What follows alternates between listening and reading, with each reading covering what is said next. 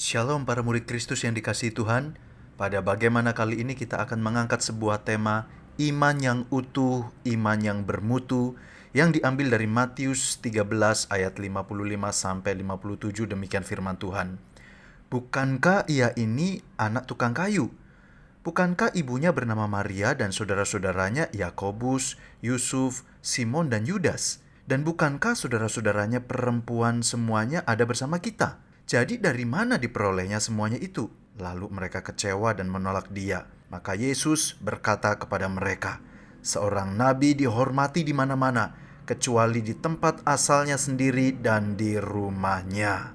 Saudara, sebagai orang Kristen, kita tentu memahami bahwa kita memiliki iman kepada Yesus sebagai Tuhan kita.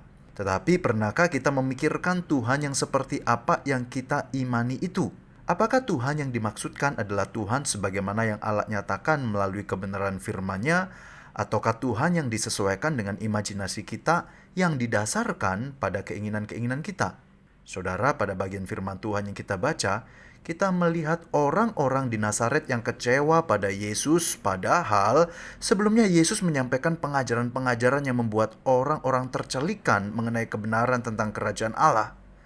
Awalnya, saudara, mereka kagum pada Yesus, baik karena pengajaran-pengajaran yang disampaikan dengan penuh hikmat ataupun karena mujizat yang mereka lihat atau dengar.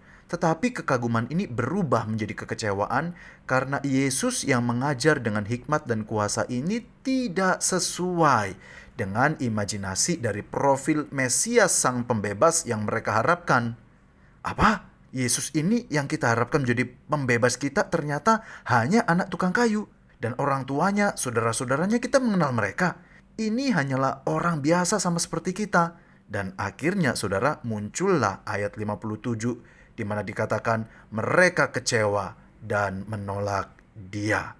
Saudara, sebagai orang Kristen yang hidup di zaman ini, kita juga dapat terjebak dengan kondisi serupa. Memang kita percaya Yesus adalah Tuhan, tetapi kita dapat terjebak dengan imajinasi yang kita buat yang menciptakan Tuhan seperti apa yang seharusnya kita percayai. Kita pun mulai membangun penggambaran tentang Yesus sebagai Tuhan, yaitu Tuhan yang baik, yang menyediakan kebutuhan saya, Tuhan yang menjawab doa saya, Tuhan yang memberkati usaha saya, Tuhan yang memberikan sukacita, Tuhan yang memperlancar studi, dan semua penggambaran lainnya yang merujuk pada Tuhan ada untuk saya. Saudara, memang Tuhan menyediakan kebutuhan, menjawab doa, memberkati, memberikan kelancaran, dalam anugerahnya dapat kita alami sebagai tanda kebaikannya. Tetapi saya mau sampaikan bahwa ini bukanlah seluruh kebenaran, ini adalah separuh kebenaran. Saudara, apa yang Alkitab ajarkan? Alkitab mengajarkan bahwa Tuhan tidak hanya demikian.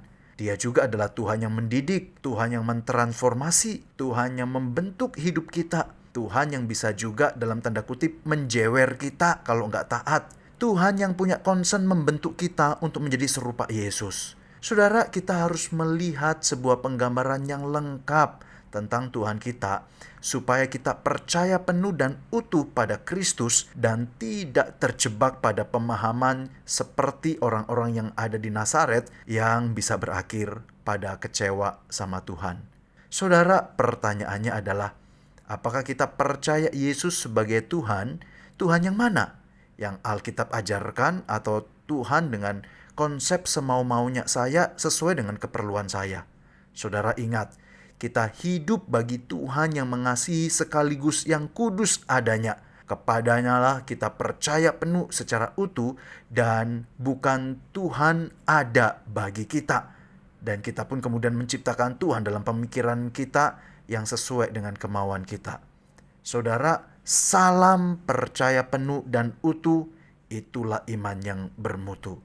Soli Deo Gloria, Amen. God bless you.